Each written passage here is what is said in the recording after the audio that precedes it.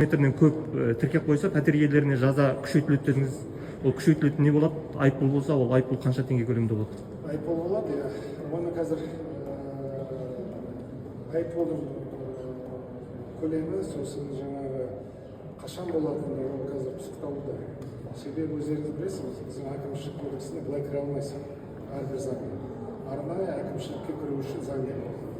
Сол заң болғанда соның ішіне кіргізеді, а қазір жұмыс тобында әлі жаңағы айыппұлдың көлемін талқыланады. Жақсы, рахмет. На сегодня в Куапе действует за нарушение норм прописки и временного проживания составляет 10 МРП. Законопроект мы предполагаем, что за данное нарушение ответственность будет в 2 раза увеличена. То есть, если примется, возможно, в составе 20 МРП. Это для владельцев? Как? Для владельцев жилья, да? Да. Кто допустил нарушение закона? А вот для работников СОНов, которые вот прописывают, видят и прописывают, что будет?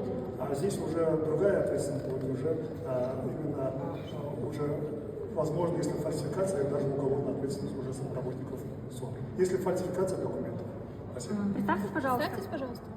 Вице-министр национальной экономики Омарбек Павлович. Спасибо.